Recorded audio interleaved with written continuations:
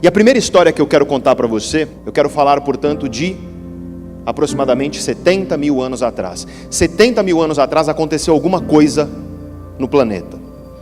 Não sabemos direito o que foi, mas a população total de seres humanos do planeta Terra, 70 mil anos atrás, de acordo com os estudos científicos, era uma população de aproximadamente 6 mil. Imagine só, temos aqui 1.200 pessoas. Imagine, portanto, que existia no planeta um total de seres humanos que era pouco mais do que 4 vezes o que nós temos aqui nessa plenária hoje. Quase fomos à extinção. 6 mil indivíduos de uma espécie é muito pouco. Beira da extinção. Alguns cientistas acreditam que é devido a algum tipo de desastre natural que aconteceu. Outros cientistas acreditam que, na verdade, a gente era tão insignificante que a gente era muito pouco mesmo. Mas a partir de 70 mil anos atrás, alguma coisa aconteceu de diferente, porque esses 6 mil que lá viveram, eles são nossos avós. Todo mundo que está aqui agora, todos nós somos herdeiros desses 6 mil. Nós descendemos desses 6 mil indivíduos.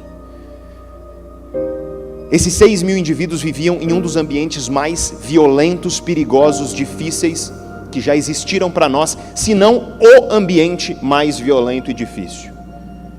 Tudo na savana africana queria nos matar. É de lá que nós viemos. É desses 6 mil indivíduos que nós viemos. E esses 6 mil, você deve concordar comigo, eles tiveram que ser especiais. Esses 6 mil seres humanos, eles tiveram que ser criativos, inovadores, eles tiveram que ter garra, uma capacidade de apanhar, cair, aprender com a queda e levantar mais forte. Eles tiveram que enxergar a oportunidade onde só tinha violência. Eles tiveram que enxergar a oportunidade onde só havia dificuldade. E graças a eles nós estamos aqui hoje. Éramos uma espécie insignificante no leste da África. Hoje somos o mamífero dominante do planeta. Graças a algo de muito especial, de muito diferente que existia nesses nossos avós de 70 mil anos atrás. Existe um certo perfil de ser humano que é diferenciado. Existem certos seres humanos que são o que eu chamo de protagonistas da transformação. São seres humanos que, mesmo em face a dificuldades, mesmo sem recursos, mesmo frente a mundos extremamente hostis, como nossos ancestrais de 70 mil anos atrás. Veja então, que mesmo frente a adversidades, mesmo sem recurso, seres humanos são capazes de transformar o mundo. E eu quero contar para vocês hoje o que pessoas como essas, o que esses protagonistas da transformação fazem para conseguirem ser tão diferentes. Eu quero contar para você quais são as características do comportamento dessas pessoas, porque são características que você pode adotar na sua vida, para que você também seja protagonista de transformação.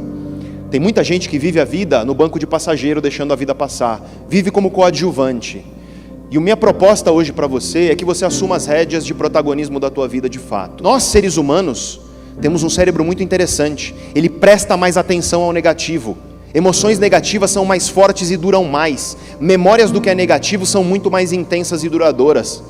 Às vezes você tem um dia que é 95% bom, 5% foi ruim, um cliente difícil, um e-mail, uma troca de mensagem no WhatsApp, e você vai dormir pensando no quê?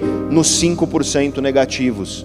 E você fica mastigando aquela ideia que os psicólogos chamam de ruminação emocional. Você fica mastigando aquela coisa negativa na tua cabeça, nem dorme direito, no outro dia já acorda estressado. Isso tem implicações econômicas. Nós sabemos hoje que pessoas se comportam diferente quando elas estão perdendo dinheiro, ou seja, na percepção negativa, do que quando elas estão ganhando. O Nobel de Economia em 2002, por um cara chamado Daniel Kahneman, tem na sua base essa ideia. A ideia de que as pessoas se comportam diferentemente em termos de investimento quando elas estão perdendo e quando elas estão ganhando dinheiro. O que é maior? O prazer de ganhar 10 mil reais ou a dor de perder 10 mil reais? E todos sabemos que a dor de perder, ela é maior. Isso é um elemento da nossa mente. A maioria de nós é assim. Isso é natural, vem com a nossa natureza. E você pergunta, por quê? Por que o negativo tem mais impacto do que o que é positivo? Por que é uma coisinha negativa que destrói uma experiência positiva? E eu te digo, vamos voltar para os nossos ancestrais, aqueles 6 mil caras que estavam lá. Os nossos ancestrais que sobreviveram naquela savana africana, onde tudo queria matar a gente, onde tudo queria nos violentar, nos matar o tempo inteiro, não foram os nossos ancestrais que ficavam olhando o céu, ficavam olhando as flores, a beleza das árvores. Esses caras não sobreviveram. Quem sobreviveu naquele ambiente foi quem estava antenado na coisinha negativa mínima possível.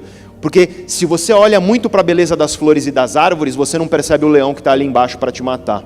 É um princípio de sobrevivência e nós herdamos nossos genes desses caras que tiveram que ficar antenados no negativo. Isso é natural. O problema é que hoje a gente não vive mais numa savana africana onde tudo quer nos matar, mas nosso cérebro ainda funciona assim. O problema é que tem gente que olha essa natureza negativa e, em vez de perceber que ela tem um grande perigo para os dias de hoje, tem gente que abraça essa natureza negativa e vira o amigo cemitério que eu falei. A pessoa que só fica olhando para o problema, a pessoa que só fica olhando para a dificuldade, a pessoa que só fica apontando as dores e por que as coisas não vão dar certo. E nossos ancestrais, claro que eles ficavam antenados no negativo. Só que se você fica só olhando para o negativo, se você só olha para as dores, para as angústias, para os problemas e por que a coisa não vai dar certo, e você no meio disso não enxerga oportunidade, você não sai do lugar. Porque sempre vai ter coisa negativa, sempre vai ter problema, sempre vai ter angústia e dor. Isso é um dado da realidade. Os nossos ancestrais estavam lá 70 mil anos atrás no ambiente mais violento que já houve para o ser humano, no meio de um monte de coisa negativa, antenados nessas coisas, mas apesar disso eles enxergaram a oportunidade de ser mais e de ser melhor, e é graças a isso que nós estamos aqui. A primeira característica de protagonistas da transformação é que essas pessoas são capazes de identificar aquilo que é negativo, mas apesar disso, de construir oportunidades, mesmo em face de dificuldades, mesmo em face de adversidades, de coisas que vão frear o caminho que a gente deseja trilhar. Triste é você chegar no final da tua vida, olhar para trás e se arrepender. Se arrepender por ter só ficado olhando para aquilo que é negativo e para os problemas, em vez de abraçar oportunidades e de cavar caminho para oportunidades. Triste é se arrepender por olhar para trás e perceber que, em vez de nutrir laços de confiança, você nutriu desconfiança e, portanto, acabou se isolando. Triste é você olhar para trás e perceber que você desperdiçou a tua vida gastando energia e tempo com coisas que não estavam no teu controle. Triste é você olhar para trás e perceber que você ficou esperando dar vontade, em vez de você levantar e fazer alguma coisa. Triste é você perceber, porque você foi cabeça dura e dizendo que eu sou assim e ponto final, você não aproveitou as oportunidades de transformação que a vida te dava. Triste é a gente achar que vai viver para sempre. Pior tipo de esperança que existe, que é a esperança que vem do verbo esperar. O arrependido esperou. Esperou a hora certa, esperou o momento certo, esperou dar vontade, esperou em vez de viver, esperou em vez de abraçar as oportunidades que a vida lhe dá, e por esperar não viveu, e por esperar perdeu a vida, desperdiçou sua vida. E o arrependido, ele tem um sentimento horrível de irreversibilidade, porque ele olha para trás e ele já não consegue mudar as coisas que ele deseja. E o arrependido, infelizmente, vive dessa ilusão de imortalidade.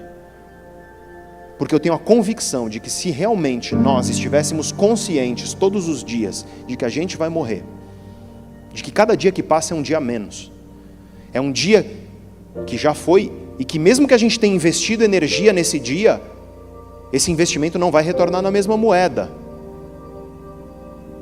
Os dias que se passam não voltam como mais dias depois, e portanto tem que ser um investimento cuidadoso. Quando nós percebemos que a vida é esse investimento, quando nós notamos que um dia a gente vai fechar o olho e essa experiência aqui não vai existir mais, podemos acreditar numa vida depois dessa? Claro que podemos, mas você deve concordar comigo que essa aqui é única. E que cada dia que você desperdiça sem saborear e sem aproveitar e sem entender que isso aqui é um passeio, porque tem gente que vive a vida como viagem. Vocês viajam muito, como é a viagem? Você faz o check-in lá online ou no celular, pega e faz a mala, e aí você entra no táxi, vai até o aeroporto, entra no aeroporto, despacha a tua mala, vai para a fila, fica esperando, entra, espera no avião, decola, voa, desce, pega a tua bagagem. O que está acontecendo nesse processo inteiro da viagem? Você está querendo chegar lá no destino. Você quer que aquilo acabe logo. O que está acontecendo nesse processo inteiro da viagem? Você está querendo chegar lá no destino. Você quer que aquilo acabe logo. para você chegar logo no destino. E tem gente que vive a vida assim, tem gente que vive a vida como uma viagem, esperando que o destino chegue logo, e esse é o ponto. Se você ficar esperando, meu amigo, a gente sabe qual é o destino de todo mundo. Tá aí, ó. Eles estão lá esperando nós. E aí você fala que isso é triste? Não. Triste é você não perceber isso e desperdiçar a tua vida. Porque se estivéssemos mesmo conscientes de que a nossa vida é um investimento precioso, conscientes de que um dia a gente vai morrer, cara, você não brigava no trânsito. Você não ficava se apegando às picuinhas e probleminhas nas tuas relações. Você não ficava apontando os probleminhas na vida profissional. Você enxergaria as oportunidades que a vida te dá. Você veria o valor daquilo que realmente merece o teu valor e tua energia. Você abraçaria as oportunidades. Porque eu te conto uma cena que a gente vê em hospital todo dia. É um cara de 35 anos de idade, desesperado na ala de neurologia de um hospital, porque o pai dele teve um AVC, ele teve um derrame cerebral grave. Depois de horas de espera, o médico chega para esse rapaz, chama ele para uma sala, senta com ele e fala: infelizmente, o caso do teu pai é irreversível. Nós tentamos tudo o que nós podíamos, mas infelizmente não há como nós recuperarmos o dano que ocorreu no cérebro do seu pai. E aí você vê um cara de 35 anos de idade chorar igual criança. E ele fala: doutor, mas eu briguei com meu pai 15 anos atrás, eu queria poder me despedir dele, eu queria poder falar com ele uma última vez. Só que agora não dá mais. Mas o pai desse cara estava lá, 15 anos ao alcance de um abraço, de um telefonema e de um pedido de desculpa. Só que nós somos arrogantes e achamos que vamos viver para sempre.